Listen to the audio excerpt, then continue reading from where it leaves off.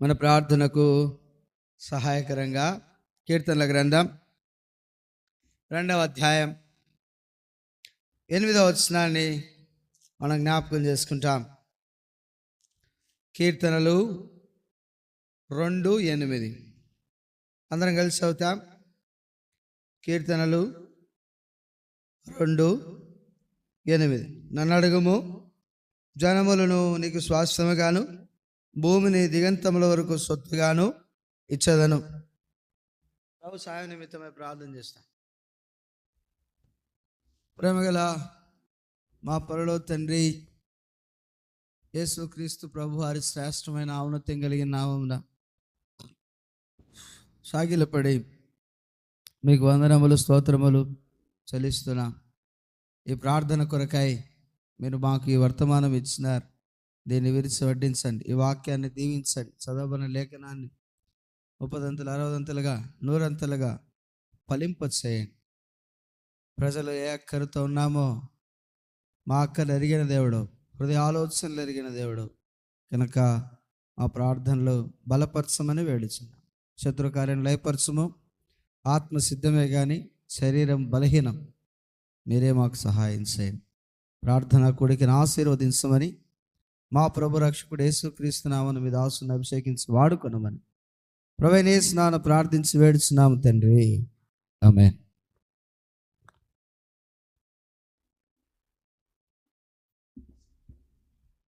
ఇక్కడ మనం చూసినప్పుడు గత వారం లేదా గత మంగళవారం కూడా మనం ప్రార్థనలో చూస్తూ వచ్చినాం. నన్ను అడుగుము, జనములను నీకు స్వాస్థ్యముగాను భూమిని దిగంతముల వరకు సొత్తుగా ఇచ్చదు. కాబట్టి స్వాస్థ్యం అనేది సొత్తు అనే దానికి వ్యత్యాసం చూసినాం. స్వాస్థ్యం అనేది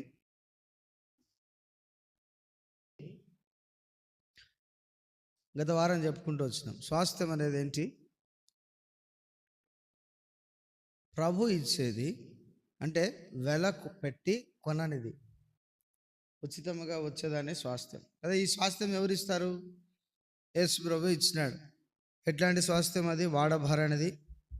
ఆ తర్వాత ఇంకా మనం చూస్తే నిర్మలమైనది, తర్వాత శ్రేష్టమైనది,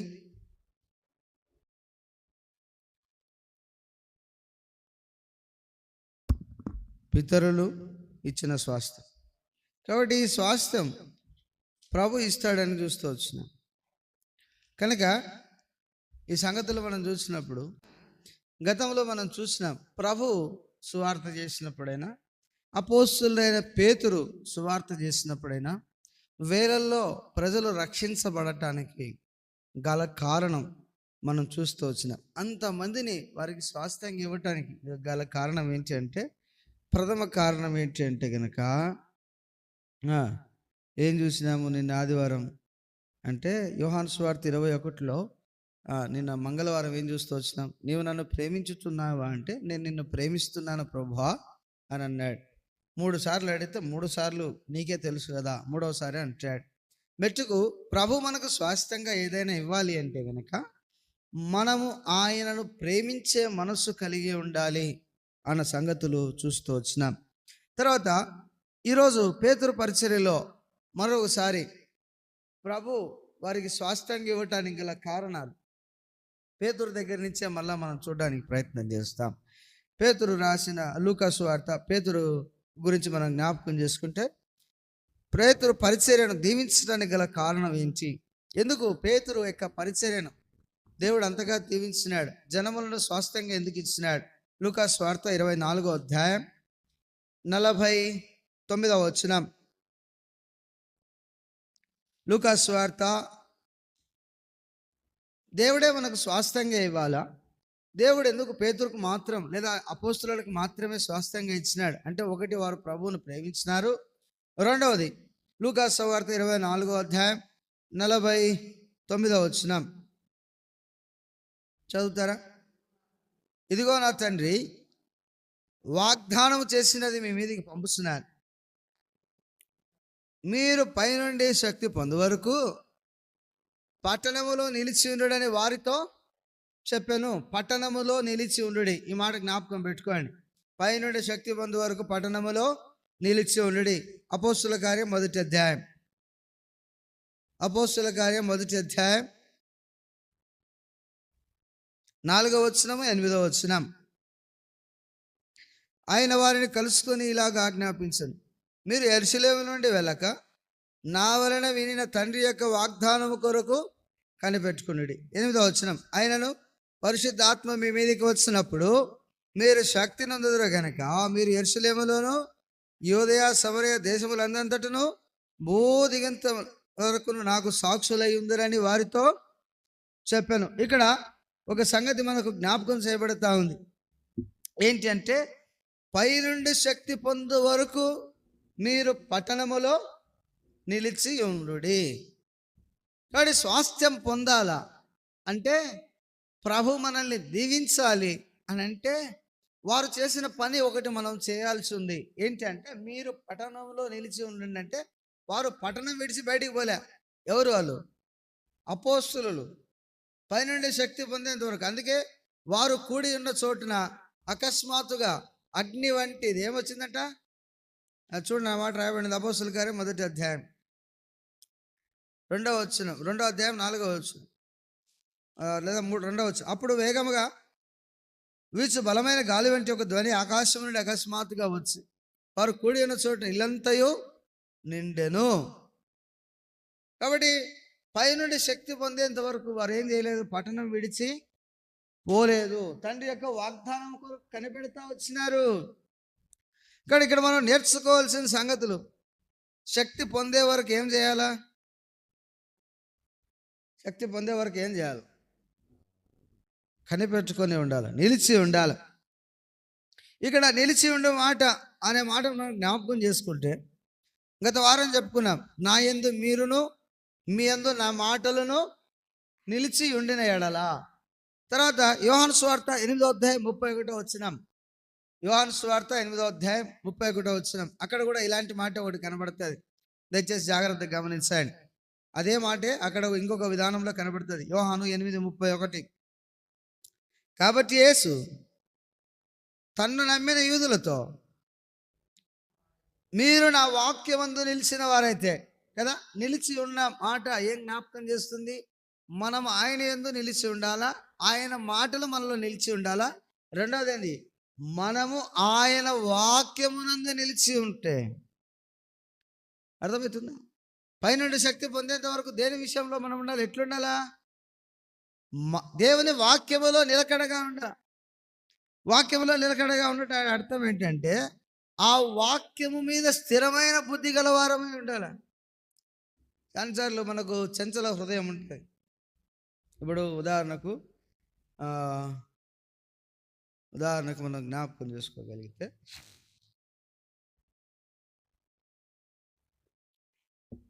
అబ్రహాము ఆ మాటను నమ్మాను గనక అది అతనికి నీతిగా ఎంచబడింది. ఇప్పుడు అబ్రహాం ఆ మాటను ఏం చేసినాడు? నమ్మినాడు. ఆ మాట మీద స్టిక్ అయి ఉన్నాడు. నీవు నన్ను ఆశీర్వదిస్తానే కదా. యోహాను సువార్త ఆదికాండం 15వ అధ్యాయంలో కూడా మనం చూస్తాం, ప్రభా ఎంత ఆస్తి ఉంటేనేమయ్యా, నా ఇంటి పెద్ద దాసుడు ఎలియాజర్ ఏమైనాడు? నా ఇంటికి వారసుడు అవుతాడు, నాకు వారసులు ఇస్తా అన్నావు కదా. 17వ అధ్యాయం 1వ వచనం, నీవు నా ఎదుటి నిందారహితుడవై నడుచుకో, నేను నిన్నేం చేస్తాను? ఆ మాట నమ్మినాడు అబ్రాహాము. ఆ మాట ప్రకారం జీవించినాడు. కనుక దేవుని మాటల ప్రకారం, దేవుని వాక్యము ప్రకారం స్థిరంగా మనం ఉండాలి కదా. మనం ఎట్లుంటామంటే వాక్యంలో స్థిరత్వం ధన్యతో కదా. అంటే వాక్యంలో నిలకడ, వాక్యంలో ఎట్లా నిలకడ వస్తుంది? దాని మీద శ్రద్ధ నిలిపి, దాని విషయమే గమనం ఉంచి, దాని మీద విశ్వాసం ఉంచి చదివినప్పుడు కదా, నన్ను పంపినవాడు నా మాటలేందు, ఈ నా మాట విని నన్ను పంపినందు విశ్వాసం ఉంచేవాడు నిత్య జీవం గలవాడు. కాబట్టి ఆ మాట చదువుతున్నప్పుడు ఆయన మీద విశ్వాసం రావాలి. అప్పుడు జీవాన్ని సంపాదించుకోగలుగుతాం. అర్థమవుతుంది? అప్పుడు స్వాస్థ్యాన్ని సంపాదించుకో. మీరు నా యందు, నా మాటలు మీ యందు, మీరు నా వాక్యమందు నిలిచిన వారైతే, ఇక్కడ వాక్యంలో స్థిరమైన బుద్ధి గలవారముగా ఉండాలి.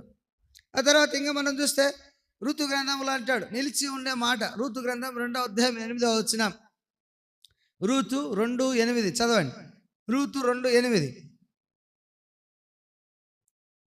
ఋతు 2:8. ఋతు గ్రంథము 2వ అధ్యాయం, ఋతున పుస్తక 2వ అధ్యాయ 8వ వచనం. అందుకు బోయజు రూతుతో, నా కుమారి నా మాట విను,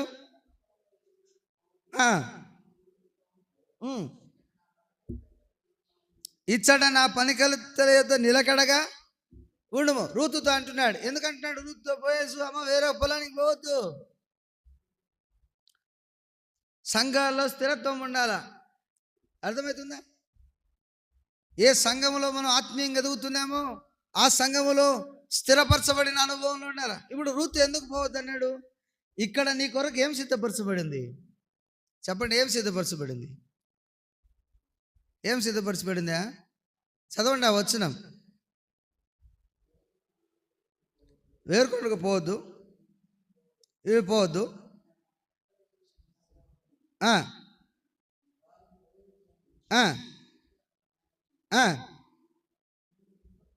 నిన్న ముట్టకూడదని యవనస్తులకు ఆజ్ఞాపించింది. నీ దాహం ఉన్నప్పుడు కుడలేదకపోయి పనివారు చేదిని నీళ్ళు, నువ్వు చదువుకొని తాగొద్దు, పనివారు చేదిని నీళ్ళు తాగు. తర్వాత వారి పరిగె ఏరుకుంటున్నప్పుడు వారు వెనకాల పోయి నువ్వేం చేయి, పరిగెరుకో. ఇప్పుడు ఆమెకి ఏముంది అక్కడ? ఎందుకు పోవద్దు అన్నాడు చెప్పండి? సేఫ్టీ ఉంది. నువ్వు చెప్పింది కరెక్ట్, సేఫ్టీ ఉంది. రెండోది ఏముంది? ఆహారము సిద్ధపరచబడి ఉంది. మూడోది ఏంటి? దాహమగునప్పుడు ఏమున్నాయి? ఆడ నీళ్ళు రెడీగా ఉన్నాయి, రెడీ టు డ్రింక్ కదా. ఒక విధంగా చెప్పాలంటే సంఘములో, ఏ సంఘములో నువ్వు క్షేమాభివృద్ధి చెందుతున్నావో ఆ సంఘాన్ని విడిచి ఏం చేయొద్దు, అటు పోవద్దు. అర్థమవుతుందా? ఇంకా మనం మన భాషలో చెప్పుకోవాలంటే, లేదు ఇంకో కొంత మనం దీన్ని ఆలోచన చేస్తే, సంఘములో పని చేస్తున్నప్పుడు ఆ పనివారితో నీవు ఉండు అని అన్నాడు. అర్థమవుతుందా? పనివారు ఏం చేస్తున్నారంట? పరిగెరుకుంటున్నారు. చదవండి. నువ్వు తాగుము,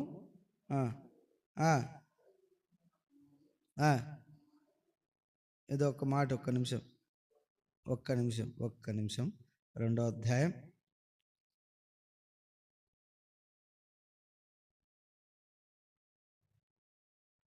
15వ వచనం చదవండి. ఆమె ఏరుకొనుటకు లేచినప్పుడు బోయజు ఆమెను అవమానపరచుకుడి, పిడికలు పడవేసి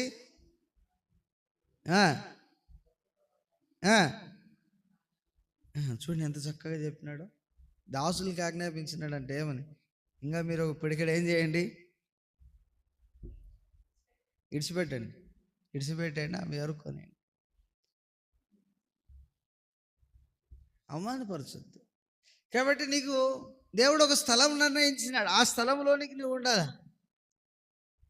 నాకు మరి అంటే ఒక రకంగా చెప్పాలంటే మనం ఎక్కడ ఆత్మీయంగా ఎదుగుతున్నామో అక్కడ ఎట్లుండాలా? స్థిరంగా రావాలి, మందిరానికి స్థిరంగా కనబడాలి, పని వారితో కలిసి. ఆమె ఏ టైంకి పోయేది పొలానికి? పని జరిగే టైంలో పోయేదా? పని అయిపోయినాక పోయేదా? పని జరిగేటప్పుడే పోయేది కదా. మనం కూడా అట్లనే ప్రభు దినంలో, సంఘ ప్రార్థనలో, ఉపవాస ప్రార్థనలలో, ప్రభు సమయంలో, పని జరుగుతున్న సమయంలో దేవుని మందిరంలో కనబడవలసిన వారు. అప్పుడే ప్రభు మన కొరకు పిడికెడ విత్తనాలు వదిలిపెడుతున్నాడు ఏరుకోవడానికి. ఇక్కడ నీ కొరకు సిద్ధపరచబడిన పరిగా ఇక్కడ నువ్వు ఏరుకోవాలంటే సంఘములో నిలకడగా ఉండాలి. కొన్నిసార్లు మనం ఈ సంఘం అంటాం, ఆ సంఘం అంటాం, అక్కడ అంటాం, ఇక్కడ అంటాం. అలా కాదు, ప్రభువు నిర్ణయించిన స్థలంలోనికి మనము వెళ్ళాలి. అక్కడ మనం స్థిరంగా ఉంటాం, అక్కడ మనకు క్షేమం. తర్వాత ఇంకా చాలా సంగతులు ఉన్నాయి. ఒక విధంగా చెప్పాలంటే ఇది స్థిరత్వాన్ని కూడా గుర్తు చేస్తుంది కదా. స్థిరత్వం గురించి కూడా మాట్లాడుతూ ఉంది. కొలసీలకు రాసిన పత్రిక 2వ అధ్యాయం నిలకడగా ఉండుడి అనే మాట మనకు జ్ఞాపకం చేస్తుంది సంగతి. అప్పుడు మన స్వాస్థ్యాన్ని కదా, రూతు అక్కడ నిలకడగా ఉండింది కాబట్టి ఆ పొలానికి ఆమె ఏమైంది చెప్పండి, ఏమైంది? యజమానురాలైంది. ఈ దినాల్లో కొంతమంది సేవకులు నేను అక్కడక్కడ చూస్తూ ఉంటాను. అదే సంఘములో రక్షించబడి ఉంటాడు, అదే సంఘములో విశ్వాసిగా ఎదిగి ఉంటాడు, అదే సంఘములో సంఘ పెద్దగా చేసి ఉంటాడు, అదే సంఘానికి సేవకుడుగా కూడా వచ్చినాడు. కారణం ఏంటి? వారక్కడ నిలకడగా ఉండి దేవుడు తమ కొరకు సిద్ధపరిచిన దాన్ని ఏరుకున్నారు. నువ్వు ఆత్మీయంగా ఎదగాలంటే దేవుడు నీ కొరకు సిద్ధపరుస్తున్న దాన్ని నువ్వేం చేయాలా? ఏరుకోవాలా. నువ్వు ఏరుకోవడానికే దేవుడు ఏం చేస్తున్నాడు? విత్తనాలు చల్లుతున్నాడు. ఇప్పుడు తీసుకొని నువ్వు తిని తృప్తి చెంది ఎదగాల. అలా ఎదగాలి, తృప్తి చెందాలి. ఏరుకోవాలంటే నువ్వేం చేయాలా? దేవుని సన్నిధిలో ఆ సమయంలో నువ్వు అక్కడ కనబడాలి. అప్పుడు స్వాస్థ్యం మొత్తం. అదే పొలానికి ఆమె ఏమైంది? యజమానురాలైంది. దేవుడు దీవించినాడు, స్వాస్థ్యం ఇచ్చినాడు. నిలకడగా ఉంటే స్వాస్థ్యాన్ని పొందుతాం. తర్వాత కొలసీలకు రాసిన పత్రిక 2వ అధ్యాయం 6-7 వచనాలు. కొలసీ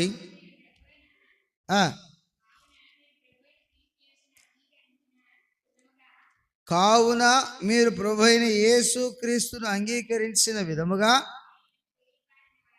ఆయన యందు వేరుపారిన వారే ఇంటి వలె కట్టబడుచు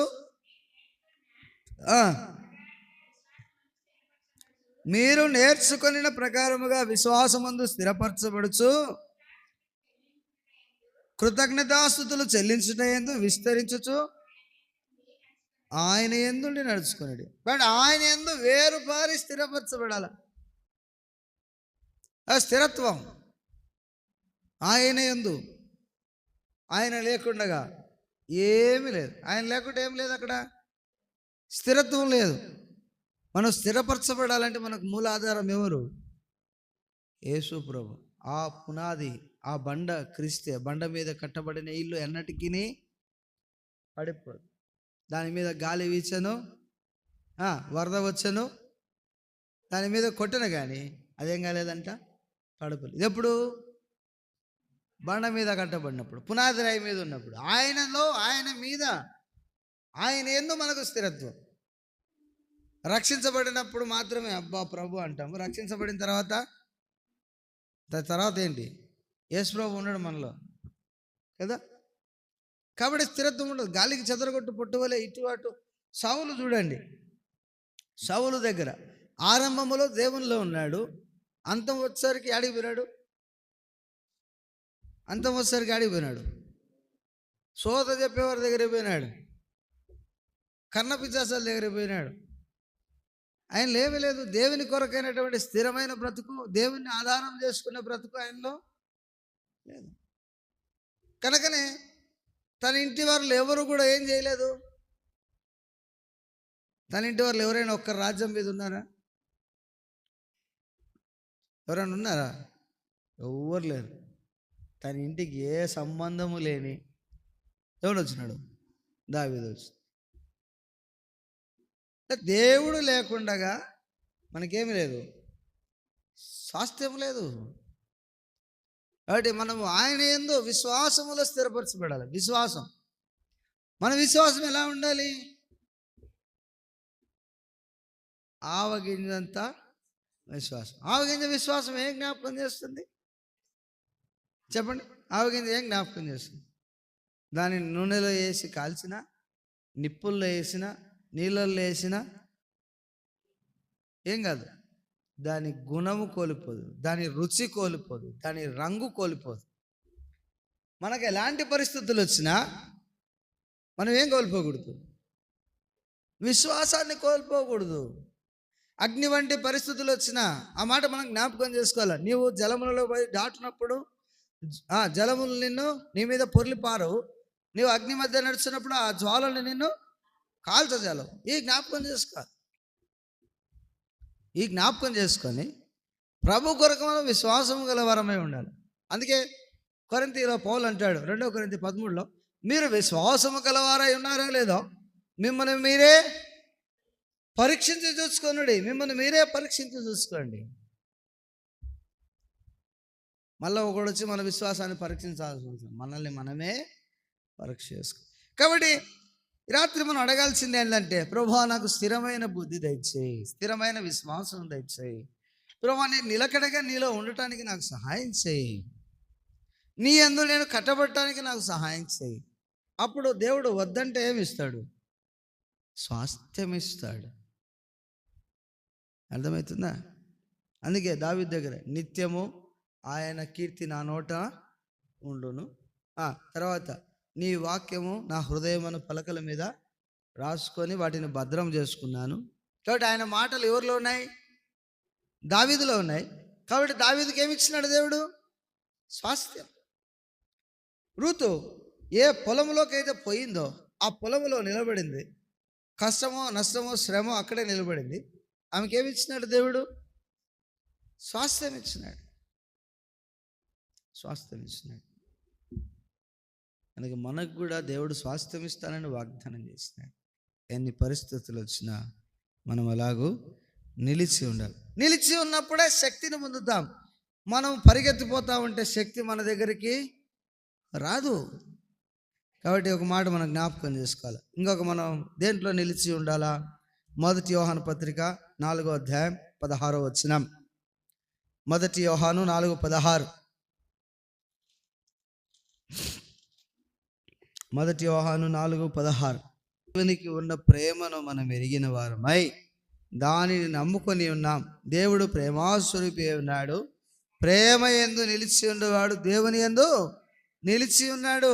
ఆ దేవుడు వాని యందు నిలిచి ఉన్నాడు. ఇప్పుడు దేంట్లో నిలిచి ఉండాలా?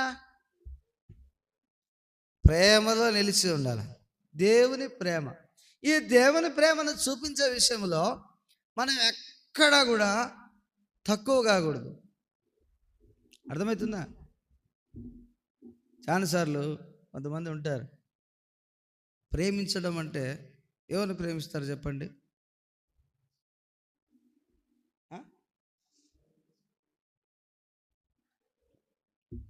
మనల్ని ఎవరైతే ప్రేమిస్తారో వాళ్ళని ప్రేమిస్తాం.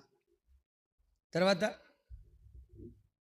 చెప్పండి, మనకంటే ఎవరైనా కొంచెం ఆస్తి ఎక్కువ నిందనుకో, పరపతి ఎక్కువ నిందనుకో, వాళ్ళని ప్రేమిస్తాం కదా. మనకు పక్కన అందరికీ దేవుని ప్రేమ మనలో ఉంటే అందరినీ ఒకే ప్రేమతో ప్రేమిస్తాం. యేసు ప్రభు ఏ ప్రేమతో ప్రేమించినాడంటే సమానమైన ప్రేమతో ప్రేమించినాడు. చూడండి, యూదుడని గ్రీకు దేశస్థుడని భేదము లేదు. యేసుక్రీస్తు అందరికీ ప్రభు. అక్కడ మనం జ్ఞాపకం చేసుకోవాల్సిందంటే దేవుని ప్రేమ అందరికీ సమానం. చూడండి, ఇజ్రాయేలీలకు మాత్రమే దేవుడు రక్షణ ఇచ్చినాడా? ఇవ్వలేదే. అన్నిలమైన మనకు కూడా ఏమి ఇచ్చినాడు? కాబట్టి మనం కూడా ఏం చేయాలంటే ఈ ప్రేమ మనం కలిగి ఉండాలి. క్రీస్తు యేసునకు కలిగిన ఈ మనసు మీరును. కాబట్టి ప్రభువా నన్ను ప్రేమలో స్థిరంగా ఉంచు, ప్రేమలో నిలకడ, నీ ప్రేమను నేను కనపరచట్లు ఎక్కడ తగ్గిపోకూడదు ప్రభువా అని మనం ఏం చేయాలా? అప్పుడు ప్రేమ గలవారమైతే ప్రభు ఇచ్చే స్వాస్థ్యాన్ని మనం సంపాదించుకోగలుగుతాం. ప్రేమ లేని వాడనైతే నేను కనకనలాడు మ్రోగెడు కంచుతో సమానం. రాత్రి మనం అడగాల్సింది ఏంటంటే, ప్రభువా నీ ప్రేమ నాలో నింపు. ఆయన స్వాస్థ్యాన్ని మనం అనుభవించాలా? ఆయన స్వాస్థ్యాన్ని మనం పొందుకోవాలంటే దేవుని ప్రేమను మనము కనపరచవలసిన వారంగా, లేదా ఆ ప్రేమలో నిలకడగా ఉండవలసిన వారముగా ఉంటున్నాం. అప్పుడు దేవుని శక్తి మన మీదకి వస్తాయి.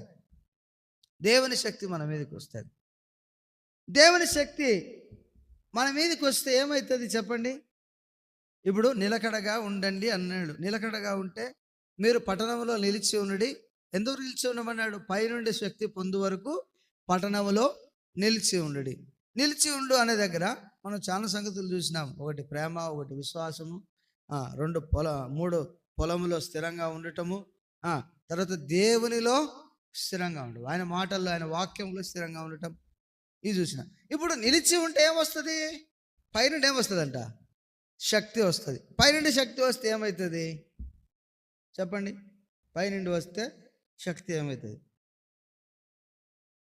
ఇందాక మనం చెప్పుకున్న సంసోనే ఏమైనాడు? ఆయన సంసోన్ ఏమైనాడు? దాగోను గుడిలో బందీగా చేయబడ్డాడు. ఆ స్తంభాలు ఎలా ఉన్నాయంట అంటే ఇట్లా ఇట్లా కరుచుకున్నా కూడా ఈ చేతులు రెండు ఏం కావు, జాయింట్ కావు. ఇప్పుడు లాగా చిన్న చిన్న స్తంభాలు కాదు అవి, బలమైన పెద్ద రెండు స్తంభాలు. బంధించినప్పుడు దేవుని శక్తి ఆయన మీదకి వచ్చినప్పుడు ఏం చేసినాడు? ఇట్లా రెండు దగ్గరికి చేసినాడు. ఏమైపోయింది? ఆయన బ్రతికినంత కాలం చంపిన వాళ్ళ కంటే చచ్చిపోయేటప్పుడు చంపిన వాళ్ళ సంఖ్య ఎక్కువ. అంటే శత్రువును జయించినాడు. కానీ దేవుని శక్తి ముందర ఫిలిస్తీన్లు పని చేయలేకపోయినారు. దాగోను గుడి యొక్క స్తంభాలు ఆయన ఆపలేకపోయినాయి కదా. మనం జ్ఞాపకం చేసుకుంటే లెక్క చేయలేకపోయినాడు. అవేవి లెక్క కాలే. మనలో దేవుని శక్తి రావాలని ప్రార్థన చేయాలి. ప్రభువా, నీ శక్తి మాలో. దేవుని ఆత్మశక్తి ఈనాడు మనకెంతో అవసరం. ఈ ఆత్మశక్తి లేకుంటే దేవునికి సాక్షులుగా మనము ఉండలేము.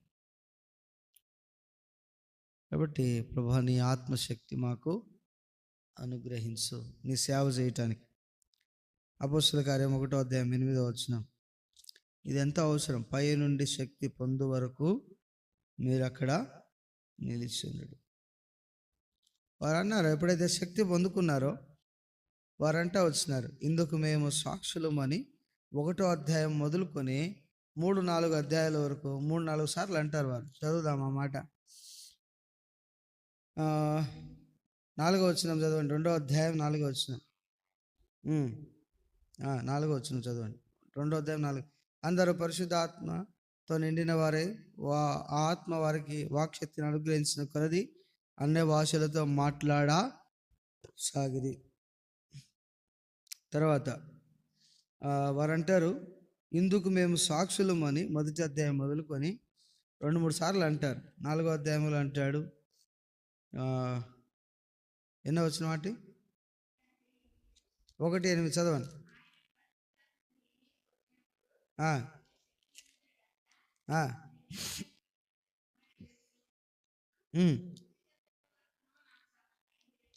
నాకు సాక్షులైందిరని వారితో చెప్పాను. తర్వాత 4వ అధ్యాయంలోకి వచ్చేసరికి వస్తే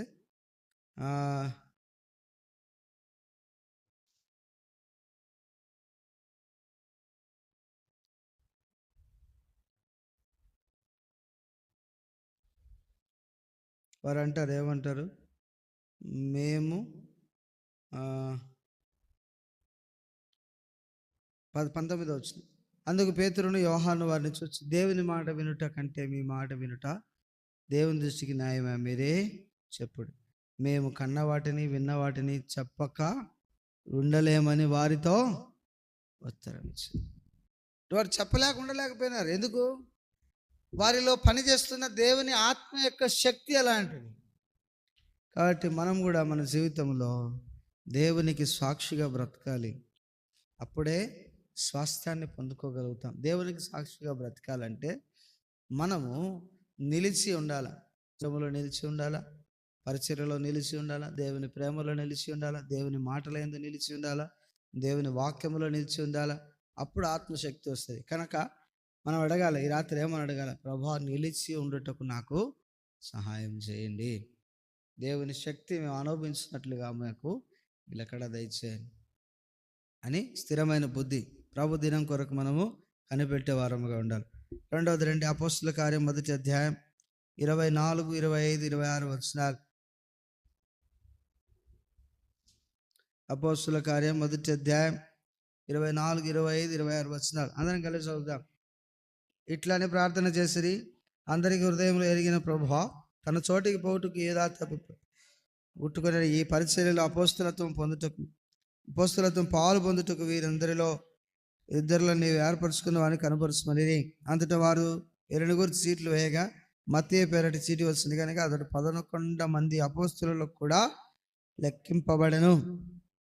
కాబట్టి మూడవ కారణం, దేవుడు వారికి స్వాస్థ్యం ఇవ్వడానికి గల మూడో కారణం ఏంటి అంటే, యూదా తన చోటికి పోవడానికి తప్పిపోయినప్పుడు ఆ స్థానం ఎవరికి ఇవ్వాలి? ఇప్పుడు అపోస్తలులు అని ఎవరిని అన్నారు చెప్పండి? 12 మందిని అపోస్తలులు అన్నారు. ఈ 12 మందిలో ఒకడు లేడు. ఇప్పుడు యూదా తప్పిపోయినాడు. ఇప్పుడు ఈ 12 మంది అంటే అపోస్తలులు అంటే 11 మంది అవుతారు, 12 మంది కాదు. అపోస్తలులు అంటే అర్థం ఏంటి? అపోస్తలులు అంటే అర్థం ఏంటి? పిలువబడిన వారు లేదా పంపబడిన వారు లేదా పని కొరకు నిర్ణయించబడిన వారు. వాస్తవానికి అయితే పంపబడిన వారు అని అర్థం కదా. అపోస్తలులు అంటే అర్థం ఏంటి? పంపబడిన వారు. కాబట్టి లేదా పిలువబడిన వారు. ఈ పిలువబడిన వారు 12 మందిలో ఒకడు లేడు. ఇప్పుడు ఎంతమంది ఉన్నారు? 11 మంది. ఈ 11 మందిలో మనం జ్ఞాపకం చేసుకోగలిగితే ఒకడు తక్కువైనాడు. ఈ తక్కువను వారు సంపూర్ణం చేసుకోవాలని ఆశపడ్డారు. మనలో కూడా చాలా కొరతలు ఉంటాయి. దేవుడు పిలిచిన పిలుపునకు తగినట్లుగా మనం జీవించలేం. ఆ పిలిచిన పిలుపునకు మనలో ఎన్నో లోపాలు ఉంటాయి. వారు ఆ సంగతి ఎరిగి ప్రభు దగ్గరకు వచ్చినారు. ప్రభువా ఎవరిని ఏర్పరచుకుంటున్నాం అని అడిగితే అక్కడ చీట్లు వేస్తే ఎవరి పేరు వచ్చింది? మత్తయి పేరట వచ్చింది. చీట్లు ఎందుకు వేసినారు అంటే సామెతల గ్రంథంలో ఒక మాట ఉంది, చీట్లు వేయుట వలన వివాదము మానును అంటే. అందుకు వారు దేవుని సన్నిధిలో కాబట్టి వారు అక్కడ చీట్లు వేసినారు. అంటే ఒక విధంగా మనం జ్ఞాపకం చేసుకోవాల్సింది ఏంటంటే, వారిలో లోపం ఏంటో వాళ్ళు ఎరిగినారు, వారిలో కొరత ఏంటో వాళ్ళు ఎరిగినారు. కాబట్టే వారు ఆ కొరతను సరి చేసుకోవటానికి ఇష్టపడ్డారు. ఈనాడు మన లోపాలు మనకు దేవుడు చూపిస్తున్నాడు, అవునా కదా? మరి దాన్ని సరి చేసుకోవడానికి ఇష్టపడుతున్నామా లేదా? ఒకవేళ లేకపోతే నీ లోపాలు నీకు తెలుసు, నీ ఆత్మీయ స్థితి, నా ఆత్మీయ స్థితి ఏందో నాకు తెలుసు. ఇప్పుడు మనం ఏం చేయాలా? ప్రభు దగ్గర, ప్రభువా మా కొరతను తీర్చు, నా ఆత్మీయ జీవితానికి ఏదైతే అడ్డుగా ఉందో దాన్ని సంపూర్ణము చేయండి. సంఘంలో ఉన్న కొరతలు తీర్చండి. సంఘంలో చాలా కొరతలు ఉన్నాయి. ఏం కొరతలు ఉన్నాయి చెప్పండి? ఏమేమి కొరతలు ఉన్నాయి చెప్తా. మీకు ఎంత మాత్రం సంఘంలో కొరతలు గమనిస్తున్నారో చెప్పండి. ఒక్కొక్కరు, సిస్టర్ ఒకటి, బ్రదర్ ఒకటి. ఆత్మల కొరత, అది మనకు సంబంధం లేదు. మందిరం సంగతి నేను అడుగుతాను, మందిరంలో ఏం కొరతలు ఉన్నాయి? అన్నీ భౌతికమైనది చెప్తుందా ఆంటీ? పాటలు పాడేవాళ్ళు లేరు, వాయిద్యాలు వాయించేవాళ్ళు లేరు, తర్జుమా చేసేవాళ్ళు లేరు, పరిచారకులు లేరు. వారానికి ఒకరిని ఏం చేయాలా? ఏడో ఒక పల్లెకి పంపాలా కదా. సహకారులు లేరు. సండే స్కూల్ మినిస్ట్రీ కానీ సిస్టర్స్ మీటింగ్ కానీ లేదు. ఈ కొరతలన్నీ చూసినప్పుడు నువ్వేమనుకోవాలా? నేనేమనుకోవాలా? ప్రభువా ఈ స్థలము పూరించడానికి ఎవరున్నారు ఇక్కడ? ఆనాడు యెషయా గ్రంథంలో దేవుడు ప్రవక్తతో మాట్లాడుతూ, నేను ఎవరిని పంపదును, మా నిమిత్తం ఎవడు పోతాడంటే యెషయా ఏమన్నాడు? ఇదిగో నేనున్నాను, నన్ను పంపుము. ఇప్పుడు ఎవరినైనా అలా పంపుదాం అనుకుంటే, నేను లేను నన్ను పంపొద్దు అంటున్నారు. ఏం చెప్పాలా? నేను పంపాలి. సేవ ఎట్లా జరుగుతుంది? అర్థమవుతుంది? ప్రభువా మా పరిచర్య కుంటుపడతా ఉంది, సరిపోవడంలే, మ్యాన్ పవర్ సరిపోవడంలే. అప్పుడేం కావాలా? ప్రభు మీద ఆధారపడాలి. మనం కూడా చీట్లు వేయాలా? ఆదివారం ఎవడు పోవాలా, మంగళవారం ఎవడు పోవాలా? ఇక్కడ ప్రార్థన చేయండి. ప్రభువా ఈ కొరత ఉంది ప్రభువా మందిరంలో, సంఘములో పాటలు పాడేవాళ్ళు కావాలి, వాయిద్యాలు వాయించేవాళ్ళు, తర్జుమా చేసేవాళ్ళు కదా. ఇంకా సేవ చాలా ఉంది. వాటి కొరకు మనం ఏం చేయాలా? ప్రార్థన చేయాలి. కాబట్టి మనము ఏ పిలుపుతో పిలిచినాడో అన్నాడు, వారు గమనించినారు. ఏ పిలుపుతో ప్రభు వారిని పిలిచినాడో ఆ పిలుపుకు తగినట్లు వారు లేని కారణం చేత వాళ్ళను వారు గ్రహించి గుర్తించి ప్రభు ఎదుట సరి చేసుకోవడానికి ఇష్టపడ్డారు. ప్రభు మనల్ని ఏ పిలుపుతో పిలుస్తున్నాడు, ఆ పిలుపు ప్రకారం మనం ఏం చేయాలా? సరి చేసుకోవాలా. అందుకే కొరింథీ పత్రికలో వారిని అపోస్తులు అని పిలవటానికి 12 మంది లేరు, అక్కడ 11 మంది ఉన్నారు. దాన్ని సరి చేసుకోవడానికి ఇష్టపడ్డారు. అందుకే కొరింథీలో ఏమంటాడు పౌలు, మొదటి అధ్యాయం 26వ వచనం, మొదటి కొరింథీ 1:26, సహోదరులారా మిమ్మును పిలిచిన పిలుపును చూడుడి. మొదటి పేతురు 2 పేతురు 1:10, 2 పేతురు 1:10, 2 పేతురు 1:10.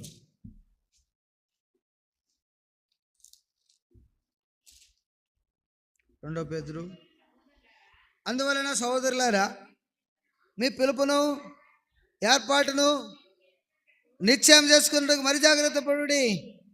కాబట్టి నేను ఏ పిలుపుతో పిలిచినాడు, ఆ పిలుపుకు తగినట్లుగా మనం ఉన్నామా?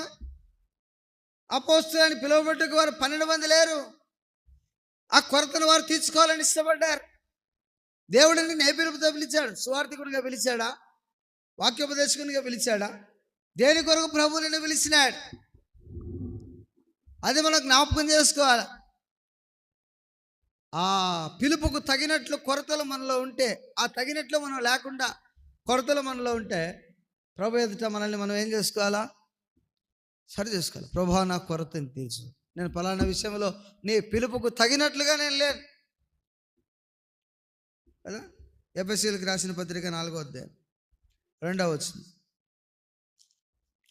ఎఫెసీ 4:2,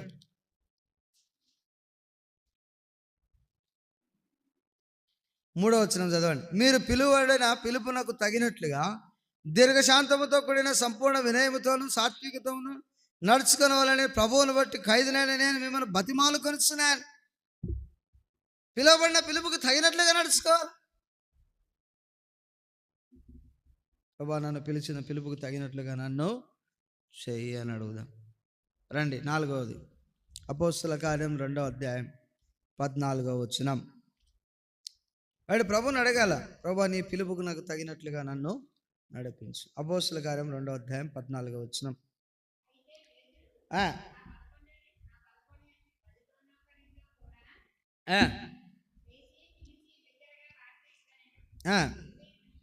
యోదయ మనుషులారా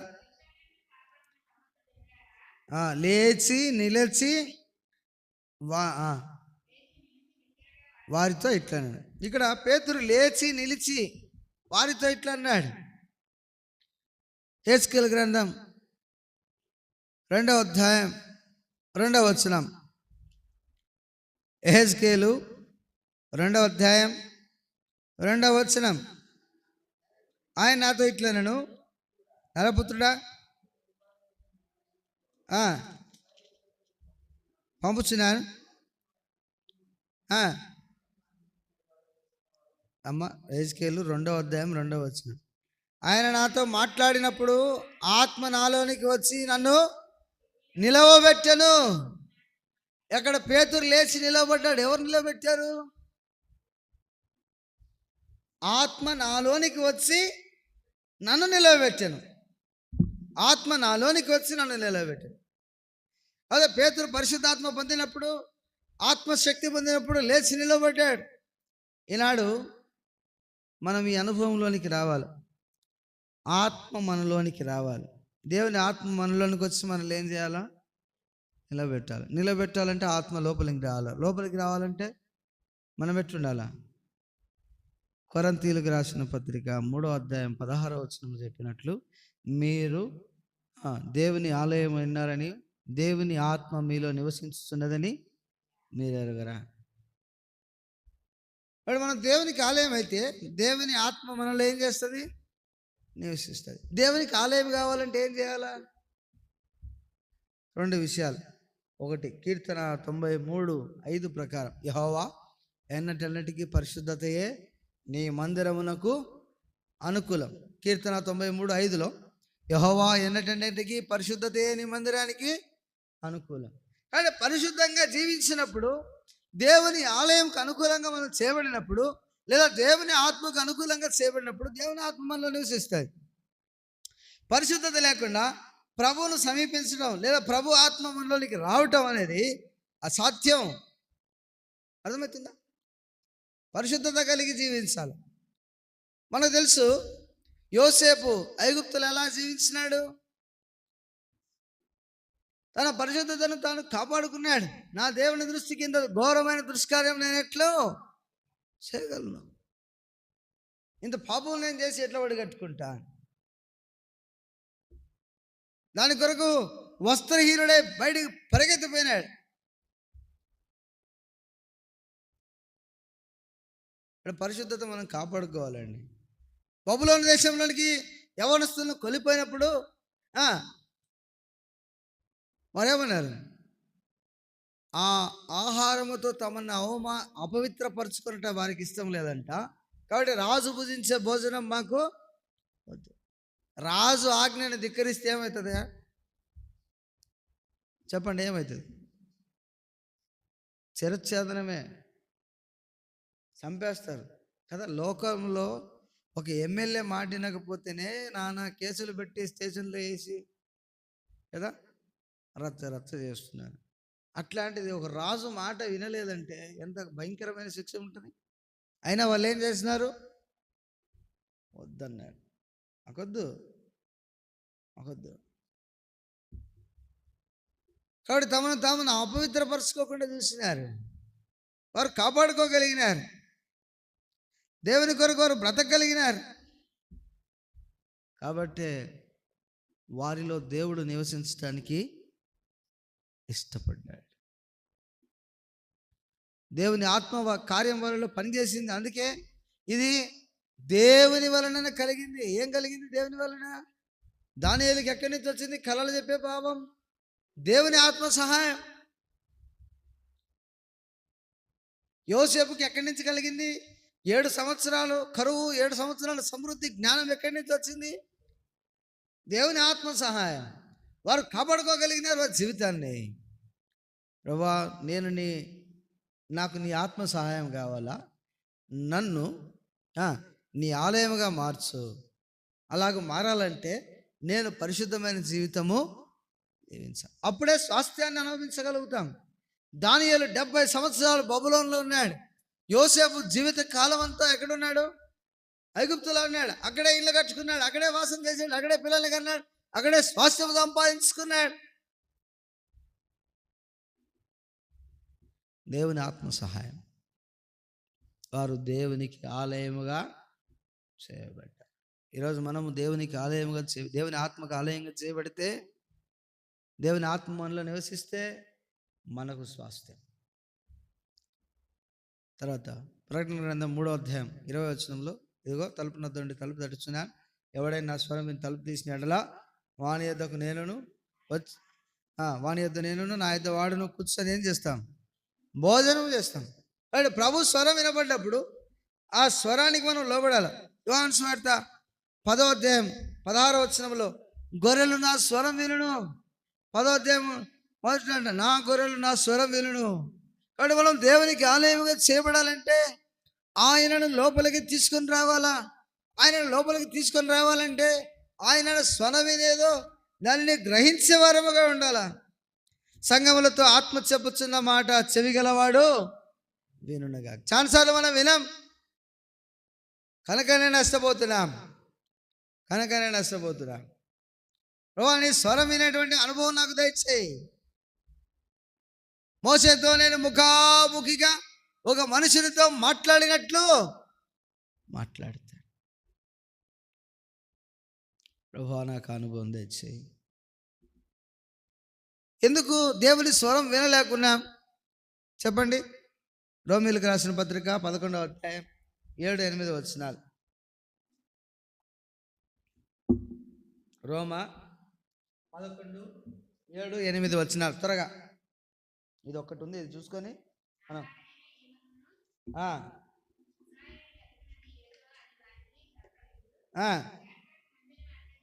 అది దొరికాను. తక్కిన వారు కఠిన చిత్తులైరి, నిద్రమత్తు గల మనసును, చూడలేని కనులను, వినలేని చెవులను. ఎందుకు వినలేకపోయినారు? కఠినత్వాన్ని బట్టి దేవుని స్వరాన్ని వినలేకపోయినారు. ఎందుకు కఠినత్వం వచ్చింది అంటే నిద్రమత్తు గల మనసు, చూడలేని కనులు, వినలేని చెవులు. దేవుని ఆలయముగా చేయబడాలంటే, దేవుని ఆత్మ మనలోనికి రావాలంటే దేవుని స్వరం వినగలిగే వారంగా మనం ఉండాలా. ఉందా ఈ అనుభవం? దేవుని స్వరం వినగలిగేటట్టు. చూడండి, భక్సింగ్ గారు ఆ అనుభవం కలిగినాడు. అర్ధరాత్రి 1 గంటకు 12 గంటలకు లేపేవాడంట. పలానా ఏరియాకు పో, ఫలానా చోట స్వార్థ చెప్పు. ఒకసారి రాత్రి దైవజనుడిని లేపితే దేవుడు సుమారుగా 12 దాటిపోయిందంట. 12 దాటిపోతే లేయి, ఫలానా సెంటర్కి వెళ్ళి నాతో పాటు తీసుకెళ్తాను రా అంటే వెళ్ళినాడంట. వెళ్ళిన తర్వాత ఇక్కడ ఆగు అన్నాడంట. ఆగిన తర్వాత ఇక్కడ స్వార్థ చెప్పు అన్నాడంట. స్వార్థ చెప్తా అంటే రాత్రి అంతా ఎట్లుంటుంది? సింహ చీకటి. ఈ చీకట్లో ఎవరికి స్వార్థ చెప్పాలి ప్రభా? చెప్పు నువ్వు. స్వార్థ చెప్పినాడు. కథకు 2వ వైపు ఏం జరుగుతుంది తెలుసా? ఒక ఇంట్లో లైట్ వెలుగుతూ ఉందంట. ఆ ఇంట్లో తాడు పెట్టుకొని, సీలింగ్ ఫ్యాన్కు తాడేసుకొని ఊరేసుకొని చచ్చిపోబోతున్నాడు. ఎవడరా ఈ సమయంలో కేకలేస్తూ ఉన్నాడని కుర్చీ దిగి కిటికీ కొంచెం తెరిచి ఆ చెప్పే మాటలు విన్నాడంట. ఏం విన్నాడు? చెప్పే మాటలు విన్నాడు. రక్షించబడ్డాడు. ఈయన అడ్రస్ చెప్తాడు కదా. మనం సువార్త చెప్పిన తర్వాత ఏం చెప్తాం? అడ్రస్ చెప్తాం సర్వసాధారణంగా. ఆ అడ్రస్ పట్టుకొని మందిరానికి వచ్చినాడు. కొంతకాలం అయిన తర్వాత ఎక్కడో ఓ ప్రత్యేక కూడికలో కలిసినాడంట. కలిసి, బ్రదర్ ప్రైజ్ లార్డ్ బ్రదర్, బాగున్నారా, హౌ ఆర్ యు అంటే, బాగున్నాము, మీరు బాగున్నారు. అట్లా పరామర్శ అయిన తర్వాత నేను మిమ్మల్ని గుర్తు చేసుకోలేకున్నానే దైవజనుడు భక్సింగ్ గారు అడిగితే, బ్రదర్ ఒకరోజు రాత్రి ఫలానా సమయంలో ఫలానా వీధిలో మీరు స్వార్థ చెప్తా ఉన్నారు. ఆ రోజు చనిపోవడానికి సిద్ధంగా ఉన్నాను. దేవుడు నాతో మాట్లాడు. దేవుని స్వరం వినగలిగేటువంటి దైవజనుడు పరిచర్య చేస్తున్నాడు. ఆ స్వరం ప్రకారం నడిపించబడ్డాడు. ఈనాడు దేవుని స్వరం మనం వినలేకపోతే దేవుని ఆత్మ మనలో ఉండదు. కాబట్టి మనం దేవుని స్వరాన్ని ఏం చేయాలా? వినడం నేర్చుకోవాలి. అప్పుడు దేవుని ఆత్మ మనలో. ప్రభా నాలో వినాలంటే కఠినత్వం పోవాలా. కఠినత్వం పోతే, మూర్ఖతత్వం పోతే ప్రభు వింటాడు. ఎట్ట పోతుంది కఠినత్వం? నా వాక్యము సుత్య వంటిది, బండను బద్దలు చేయు సుత్య వంటిది. వాక్యం సంధించినప్పుడు ఆ వాక్యానికి విధేయత చూపి దాని ప్రకారం నడుచుకోవాలి. తర్వాత లాస్ట్ అపోస్తల కార్యం 3వ అధ్యాయం 1వ వచనం. అపోస్తల కార్యం 3వ అధ్యాయం 1వ వచనం. ఏమని ప్రార్థన చేయాలి మనం ఈ రాత్రి? ప్రభువా నాలో కఠినత్వం తీసేయి, నీ స్వరం వినగలిగే కృపని, నీ ఆత్మ నాలో నివసింపజేసేటువంటి భాగ్యం నాకు అనుగ్రహించు. నేను నీ ఆలయముగా ఉండటకు నన్ను సిద్ధపరచు. అప్పుడు నీ స్వాస్థ్యాన్ని అనుభవించడానికి నాకు సహాయపడు. అపోస్తల కార్యం 3వ అధ్యాయం 1వ వచనం. పగలు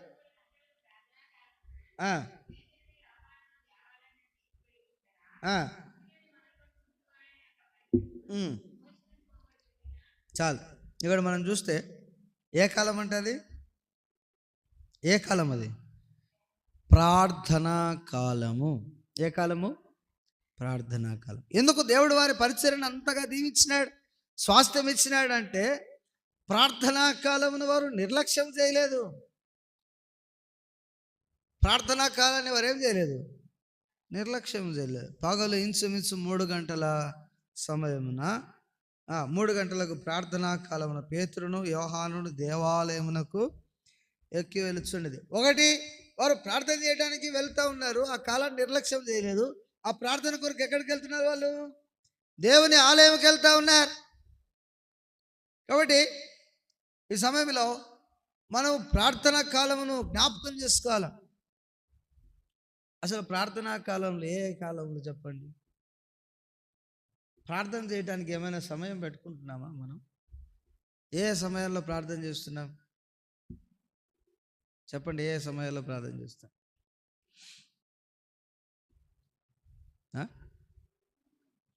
పొద్దున? ఇప్పుడు వాళ్ళకు టైం టేబుల్ ఉంది, ప్రార్థనా కాలం. యేసు ప్రభు దగ్గర కూడా మనం గమనించగలిగితే రాత్రి వాడుక చొప్పున ఆయన ఎక్కడికి పోయినాడంట? గెత్సేమనేకి పోయినాడు. వాడుక చొప్పున ఎక్కడికి పోయినాడు? ఆయన ఒలీవల కొండకు పోయినాడు. వాడుక చొప్పున ప్రార్థన చేయడానికి వెళ్ళినాడు. శిష్యులకు కూడా ఏముంది? ప్రార్థనా కాలం, వాడుక. మనకు కాలాలు వాడుకున్నా, టైం వాడుకుందా? ఏ టైంలో ప్రార్థన చేస్తాం? నేను అడుగుతుంది సంఘముగా, సమాజముగా కూడే ప్రార్థనలు కాదు, వ్యక్తిగత ప్రార్థనలు. ఏ టైంలో ప్రార్థన చేస్తాం? మనకి ఏ టైం ఉంది ప్రార్థన చేయటానికి చెప్పండి? ಜೋರಾಗೇಲಪ್ಪ, ಯಾವಾಗ ಬೇಕಾ ಅವಾಗ ಮಾಡ್ತೀಯಾ? ಹಂಗಲ್ಲ, ಈಗ అటు రాయబడలేదు ఇక్కడ. ప్రార్థనా కాలంలో వాళ్ళు పోయినారు. యేసు ప్రభు వాడుక చొప్పున పోయినాడు. అంటే నేనేం చెప్తున్నానంటే, ప్రార్థన చేసుకోవడం వాడుక ఉందా? ఓ టైం టేబుల్. ఇప్పుడు బ్రష్ ఎప్పుడు చేస్తాం? సాయంత్రం ఎందుకు చేయకూడదు చెప్పండి? సాయంత్రం ఎందుకు చేయకూడదు? ఎప్పుడు పడితే అప్పుడు చేసుకోవచ్చు కదా మరిసు. సాయంత్రం ఎందుకు చేయకూడదు? వాడుక. ప్రతిదానికి ఏం పెట్టుకున్నాం మనం? వాడుక పెట్టుకున్నాం. ఇప్పుడు మనం ఏం పెట్టుకోవాలో ప్రార్థనకి? ఉదయం. దావీదు అన్నాడు, ఉదయం 55వ కీర్తన 17వ వచనం, 55:17, మధ్యాహ్నమును, ఉదయమును, సాయంత్రమును, మధ్యాహ్నమును. చదవండి 55:17 త్వరగా. ఏ నిద్ర వస్తుందా అందరికీ? ఈ ఒక్క గడియను మెలకొని ఉండలేరా? 55:17.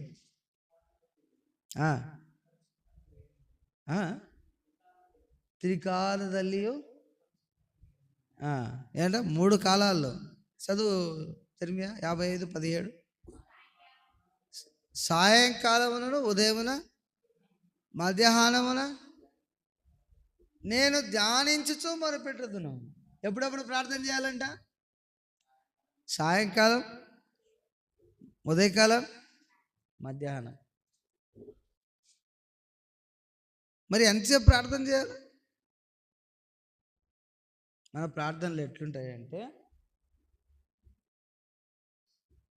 మనం ఏం చెప్పాలనుకుంటున్నామో అవి చెప్పి వచ్చేస్తాం. అర్థమవుతుందా? ప్రార్థన అనేది ఎప్పుడు ఎట్లుండాలంటే పరస్పర సంభాషణ ఉండాలి. ప్రార్థన అనేది ఎట్లుండాలా? పరస్పర సంభాషణ. ప్రభా అని మనం ఏం చెప్పుకోవాలనుకునేది చెప్పుకొని యేసునామమున ప్రార్థించి వేడుచున్నాను తండ్రి, ఆమేన్. ఇంకా అయిపోయి ప్రార్థన అడి. నువ్వు ఏం చేసుకుంటావో చేసుకో, నేను చెప్పాలనుకునేది చెప్పుకున్నా. ఏం గవర్నమెంట్ ఆఫీసులో అర్జీ పెట్టి వచ్చేది అనుకున్నా? ప్రార్థన అనేది ఎప్పుడు ఎట్లుండాలా? మనం మాట్లాడిన తర్వాత ఆయన ఏం మాట్లాడతాడో మనం ఏం చేయాలా? వెయిట్ చేసుకోవాలి. అంతవరకు వెయిట్ చేయాలా? భక్సింగ్ గారంట ఆయన ప్రార్థన చేసేటప్పుడు ప్రభు ఇంకా లేచి వెళ్ళు అనేదాకా ప్రార్థన చేసేవాడంట.